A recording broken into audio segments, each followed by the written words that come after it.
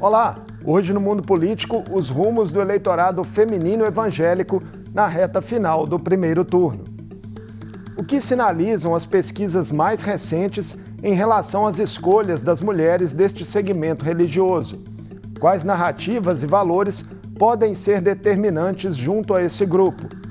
Questões para o nosso papo com Lívia Reis, doutora em Ciências Sociais e uma das coordenadoras do Instituto de Estudos da Religião. Bem-vinda ao Mundo Político, Lívia. Olá a todos, muito obrigada pelo convite, pela oportunidade de explorar um tema tão importante.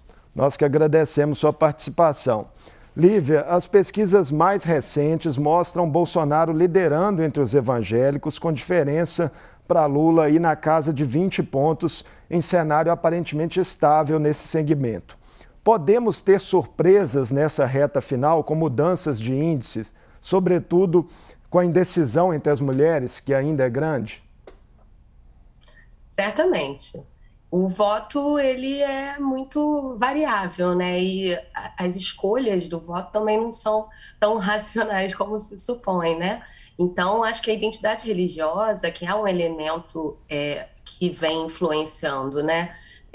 Mais recentemente as últimas eleições, ela é uma identidade entre outras, né? E nesse sentido, ser mulher também é uma identidade, né? Você ser pobre também determina as suas escolhas eleitorais, enfim, são muitas as variáveis que podem incidir diretamente na escolha do voto, né? E conforme a campanha, né, vai explorando um outro tema, a percepção, né, dos eleitores que não estão nem de um lado nem de outro, que podem variar o voto, acabam sendo influenciadas, né? Lívia, muito se fala das diferenças de comportamento entre homens e mulheres evangélicas e mesmo dentro dessa parcela do eleitorado feminino. É imprescindível ter clareza das diferenças desse grupo nas análises que são feitas? Sem sombra de dúvidas, eu acho que é muito importante a gente marcar, né, as diferenças que existem dentro dos diferentes grupos evangélicos, né, das diferentes igrejas, levar em consideração a existência de muitas igrejas de menor porte, por exemplo, que não são ligadas às grandes lideranças midiáticas, né, que a gente está mais acostumada a ver, né, no centro dos debates na televisão. São igrejas de bairro, por exemplo, né, que são pastoreadas por um pastor local, que tem ali sua influência, né, no cotidiano das pessoas, na gestão do cuidado, no pastoreio mesmo da comunidade, e que nem sempre tem as suas convicções políticas muito alinhadas, por exemplo, né, podemos dizer assim, com essas lideranças que estão no centro da mídia o tempo inteiro, né, tanto religiosas políticas, enfim, de maneira mais geral, acho que é importante pontuar isso, que o segmento é muito diverso, que as grandes igrejas, elas não são todas as igrejas evangélicas, né, tem muita variedade, e que a maioria das igrejas são essas igrejas de menor porte mesmo, né. Então, além disso, são muitas as teologias que existem dentro dessa diversidade evangélica, né? Então, assim, para além das igrejas históricas de missão, a gente também tem as igrejas pentecostais, que são a maioria das igrejas evangélicas, e dentro do pentecostalismo, uma infinidade de teologias distintas, né? Então, a ênfase que se dá às moralidades também são distintas, as moralidades, né? Isso que a gente vem chamando, né, de agenda moral, também é distinta no interior dessas diferentes igrejas. A polarização que a gente vê na sociedade, ela se reproduz de alguma forma no meio evangélico? Certamente, e as nossas pesquisas já vêm apontando para isso também, né? Porque, assim, bom, a gente pode colocar como um marco muito importante, né, para a centralidade do que a gente vem chamando de agenda moral, as eleições de 2010, né, quando o aborto ali entrou no centro do debate, e a partir de então, né, com diversos avanços que a gente teve em relação aos direitos de minorias, em relação a direitos sexuais e reprodutivos, sobretudo, a gente vê uma reação também, né, no interior de diferentes igrejas, e aí acho que é importante a gente falar também dos católicos, da centralidade também de atores e lideranças católicas na condução da centralidade dessa agenda moral. Então, como eu estava dizendo, o avanço de determinadas pautas também induz que esse debate seja feito dentro das igrejas também. A eleição de pessoas, né, mais alinhadas com as pautas morais que são defendidas no interior das igrejas, passa a ser determinante também dentro das igrejas. E o que a gente vem acompanhando, né? Conforme esse movimento na centralidade, em direção à centralidade da agenda moral, vai acontecendo também dentro das igrejas, esse modelo de se fazer política também vai se esgotando, né? Porque as pessoas gostam de ir para a igreja para orar, para ficar em paz, para buscar o Espírito Santo, para encontrar os irmãos, para formar, para ser parte mesmo de uma comunidade de fé, né?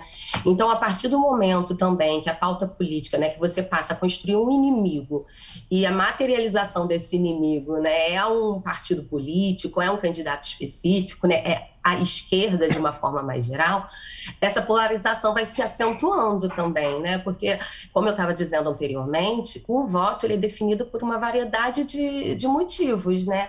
E as identidades, elas são muito importantes também na definição desse voto, né?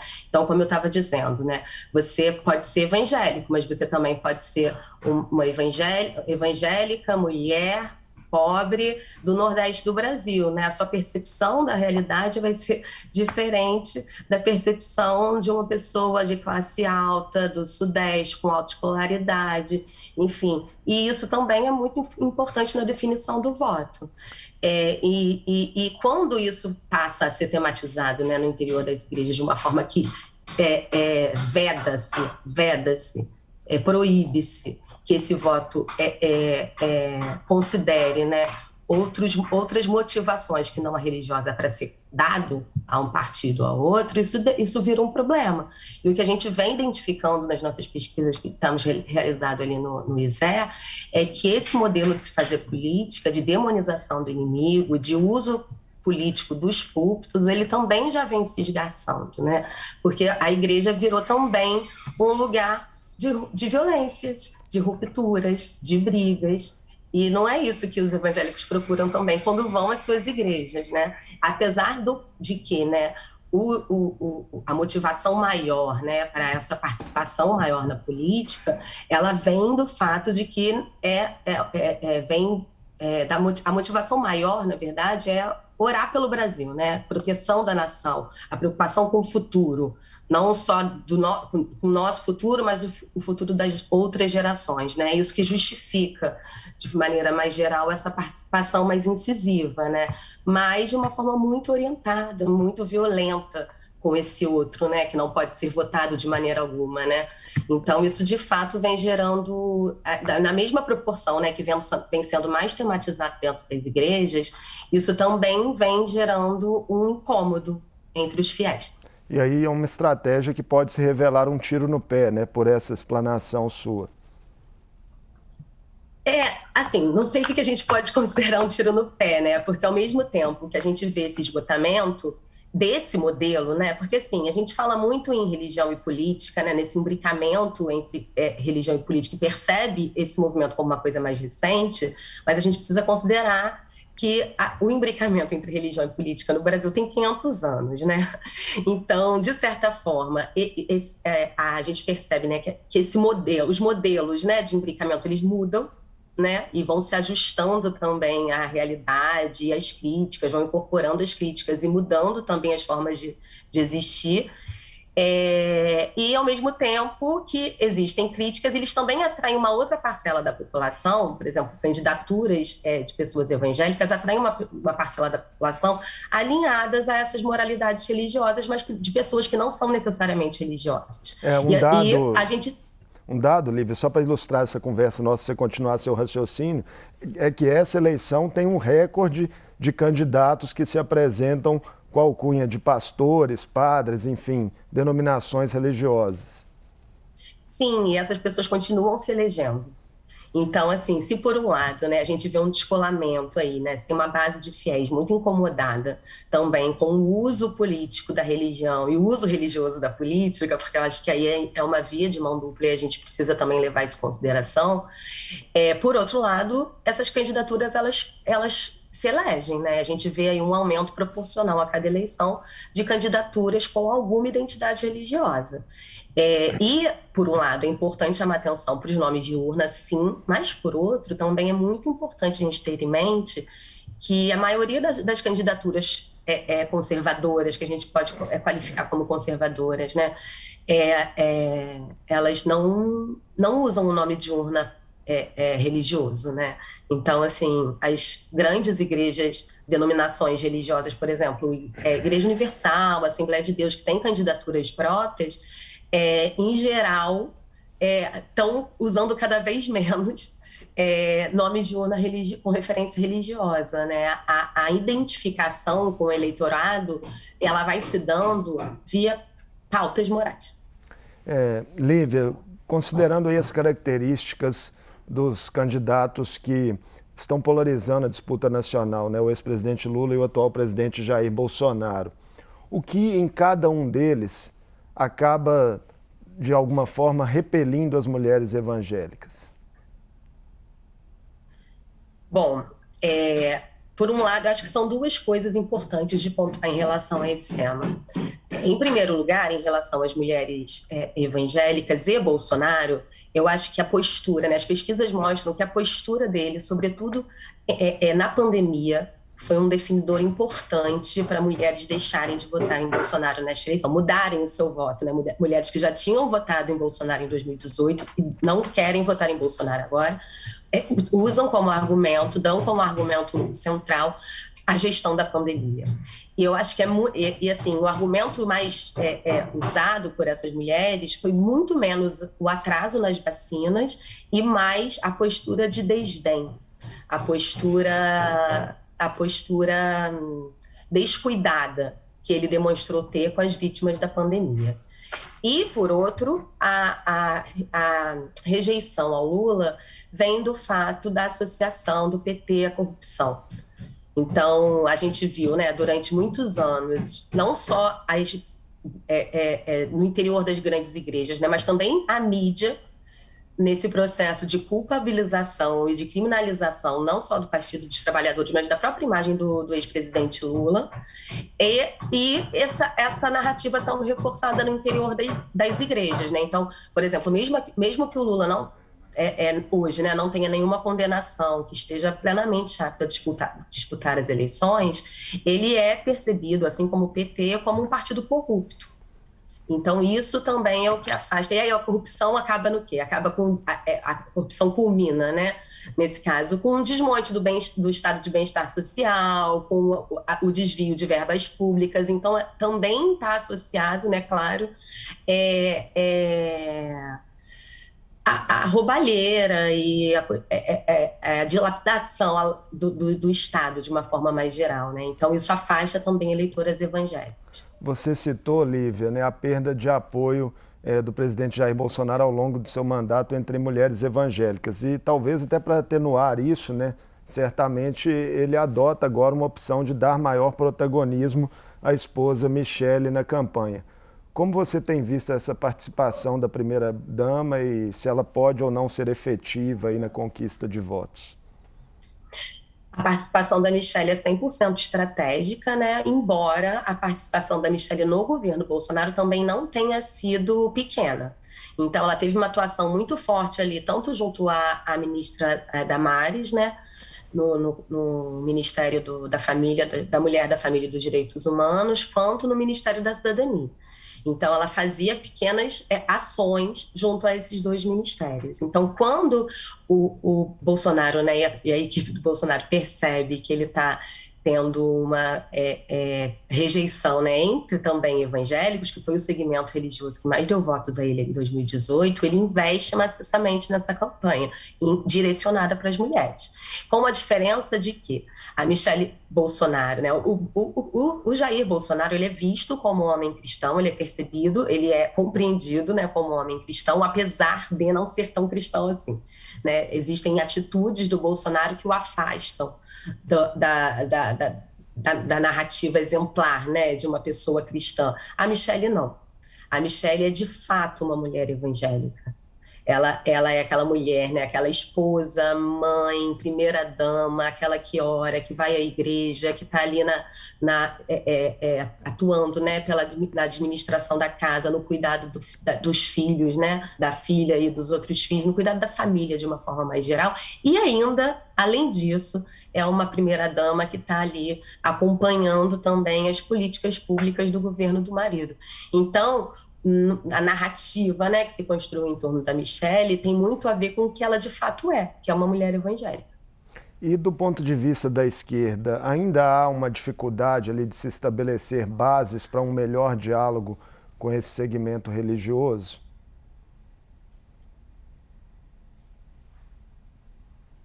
O que acontece, Marco Antônio, é uma coisa que é muito complicada, porque, assim, na exata medida também, né, que a gente vê, sobretudo nos últimos anos, né, o desmonte mesmo de muitas políticas públicas de promoção de bem-estar social, a gente vê na mesma proporção um investimento muito grande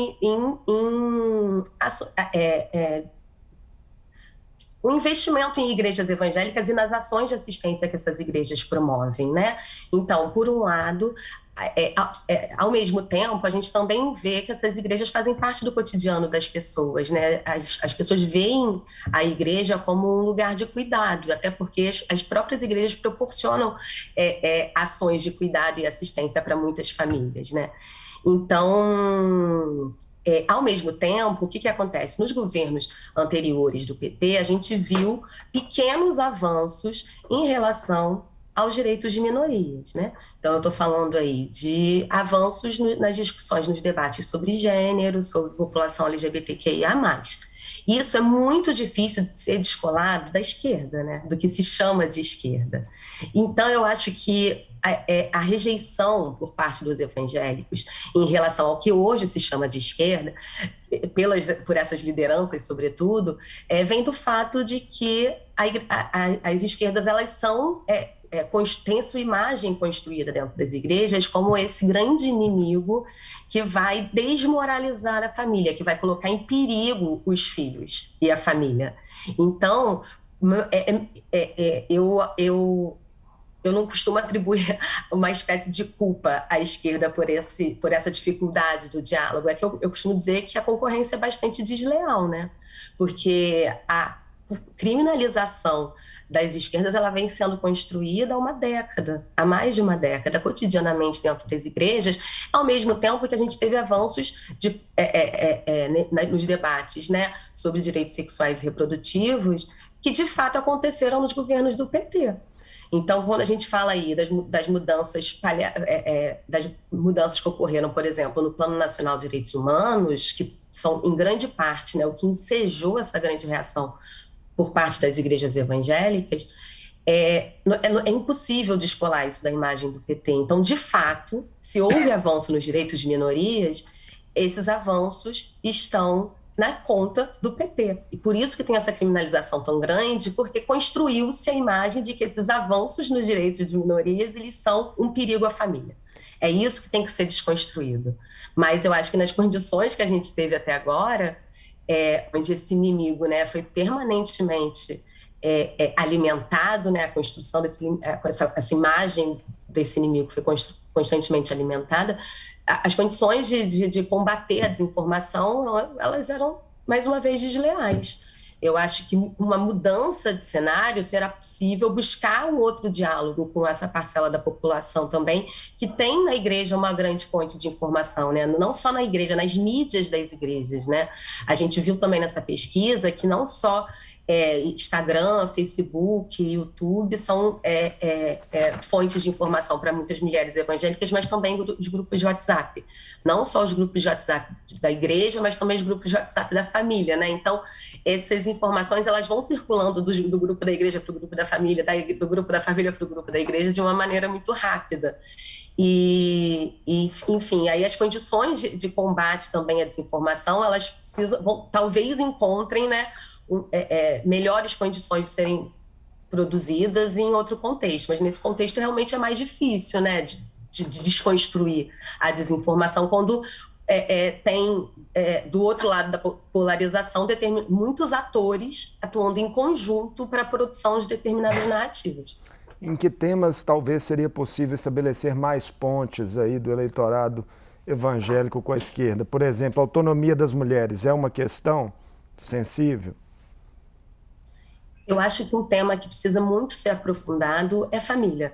Eu acho que é necessário que a esquerda dispute os sentidos do conceito de família que foram completamente sequestrados, né, pelo Bolsonaro e pelo bolsonarismo de uma maneira geral, né? Quando, na verdade, ao mesmo tempo, o governo do PT fez políticas públicas universalizantes muito direcionadas para a família também, né? O que era o Bolsa Família? Que além de dar ali um incentivo que era só para mulheres, ela também, né, vinculava, né, o recebimento do auxílio, a assiduidade na escola, ao calendário de vacinas, enfim, estava ali cuidando das famílias também, né? Só que o sentido de família ele foi sequestrado. Eu acho que um caminho de diálogo possível e necessário é retomar os debates sobre o conceito de família. E digo mais, as mulheres evangélicas elas estão muito mais abertas a ampliar o que entendem como família, né? Nessa pesquisa que a gente fez, foi muito comum a definição de família vir atravessada, né, de categorias como união, companheirismo e cuidado. Então, essa imagem, né, da família tradicional brasileira, ela existe mais na cabeça de homens do que de mulheres. Isso aí a gente fala com tranquilidade, porque a família brasileira, sobretudo nas camadas mais pobres, ela é muito estendida. É a mãe, o pai, o filho, os tios, os sobrinhos, os amigos. É quem está ali na ajuda do cotidiano e é todo mundo, né, praticamente. Então, essa imagem da família nuclear, ela não encontra sentido na realidade, né? E, de alguma forma, as mulheres evangélicas, elas também estão muito menos preocupadas, por exemplo, com o debate sobre gênero. Por exemplo, muitas delas têm filhos, têm sobrinhos que se tornaram, que são homossexuais e elas não querem deixar de acolhê-los ou de amá-los em virtude da sua identidade sexual. Então, a gente também vê uma abertura maior por parte das mulheres evangélicas para ampliação mesmo do conceito de família, né? Da categoria, dessa grande categoria família que está sendo efetivamente disputada hoje. Então, eu acho, sobretudo, né, que focar não só nas mulheres, mas no conceito de família, em políticas públicas de cuidado à família, são essenciais para a gente retomar um debate mais amplo sobre cuidado. Então, investimento, né, nas políticas públicas de proteção à família de uma forma geral, eu acho que é um bom caminho de diálogo que a esquerda pode investir para retomar o eleitorado que perdeu, né? Porque a gente está falando de um eleitorado que até outro dia também depositou muito dos seus votos no PT. Então, faz sentido que a família, né, que a discussão de família, ela possa ser aproveitada assim, para disputar esse eleitorado. Outro tema importante, Lívia, que você citou há pouco, a questão das fake news, né, encontram, de fato, na associação entre religião e política, um terreno farto aí para se prosperarem. Há reações identificáveis já no segmento evangélico, no sentido de se tentar lidar melhor com esse tema? Falo dentro das igrejas mesmo, uma preocupação com a desinformação ou é algo ainda muito incipiente? Eu acho que ainda é um tema muito novo, né? E a coisa da fake news, da desinformação, passa também por uma relação de confiança, né? O que torna tudo mais difícil, né? O que torna o combate à desinformação mais difícil, né? Então, a gente está falando, por exemplo, de lideranças que compartilham nos grupos das igrejas, e assim, são diferentes tipos de liderança, tá? Não estou falando só do pastor, porque dentro das igrejas a gente tem o pastor, tem o obreiro, tem o missionário, tem as missionárias, enfim, tem um conjunto. Tem formas distintas, né, de exercer lideranças dentro das igrejas e que também passam por uma relação de confiança com o conjunto de fiéis. E são essas lideranças também que acabam compartilhando e disseminando vídeos com desinformação, né? Então, uma das narrativas que vem dominando, né, o debate político atualmente entre o segmento evangélico é a narrativa de que o PT vai fechar as igrejas, né? A esquerda vai perseguir cristãos, né? Quando, na verdade, a gente já teve governos anteriores do PT, onde as igrejas foram, de fato, beneficiadas, né? A gente sempre acompanhou, né, o apoio de lideranças evangélicas que hoje atacam o Lula, né? Elas foram do governo em outros momentos. A Igreja Universal, né, um exemplo claro nesse sentido. Sim, e a Igreja Universal foi a última a desembarcar do governo em 2016, né? Só quando o impeachment estava ali confirmado, um mês assim do impeachment, que eles desembarcaram do governo, quando o impeachment era inevitável, mas eles demoraram, inclusive, para sair do bar, para pular do barco, né? Eu costumo brincar. Mas, enfim, isso para dizer que é um argumento, uma produção de pânico moral que vem caracterizando também a atuação de lideranças evangélicas. Esse conteúdo é produzido em algum lugar. Alguém paga para produzir esse conteúdo, né? E é um conteúdo que, a partir de redes de confiança, se dissemina de uma forma muito rápida. Então, também é muito difícil dizer o que fazer em relação a isso, né? Acho que passa muito por um maior diálogo mesmo, né? Por uma desconstrução dessa imagem, a imagem desse inimigo, né, que é contra a família, que é contra o cristão, que é contra a religião, porque, na verdade, se a gente for olhar tanto para as figuras do Lula e do Bolsonaro, né, que estão aí protagonizando essa polarização, a figura do cristão está muito mais próxima do próprio Lula, falando assim, do modelo de cristão, né, do que do Bolsonaro. O Lula não se separou de suas mulheres, né? Ele ficou viúvo antes de casar, ele tem aquela vida de família, é uma pessoa católica, né? Nunca mudou de religião, enfim, sempre se definiu como católico. Então, ele tem uma linearidade ali na trajetória dele que eu aproximo mais desse exemplo, né, de homem cristão do que o próprio Bolsonaro, que já se separou, que tem as mulheres que brigam, que não consegue também ali promover uma boa convivência, né, entre essa grande família que ele construiu também. Lívia, a gente está aí na última semana, né, do primeiro turno e as pesquisas mostrando que está ali na margem de erro a possibilidade de uma definição antecipada ou da configuração do segundo turno. Essa decisão das mulheres evangélicas tende a ser um dos fatores determinantes aí na reta final? Sim, mas eu acho que mais do que as mulheres evangélicas, as mulheres em geral, né? Essas mulheres que estão ali, né, todo dia na linha de frente das políticas de cuidado mesmo da própria família, foram as que mais sentiram o desmonte das políticas públicas e são as que mais sentem também o impacto dos preços do mercado que subiram, né, com a inflação. Então, são essas mulheres, né, que estão ali mais preocupadas com a sobrevivência e o cuidado da sua própria família que vão decidir essas eleições, sim. Muito obrigado por sua participação conosco aqui no Mundo Político, falando desse importante trabalho que vocês realizam, Lívia, sobre os estudos aí de religião e política. Eu que agradeço, muito obrigada pela oportunidade, um prazer sempre estar com vocês. Um abraço, até a próxima. Eu conversei Tchau. com a doutora em Ciências Sociais, Lívia Reis, uma das coordenadoras do Instituto de Estudos da Religião. Falamos sobre os aspectos que envolvem a decisão de votos no segmento evangélico nas eleições deste ano, em especial entre as mulheres. O Mundo Político fica por aqui. Obrigado por nos acompanhar e até o próximo programa.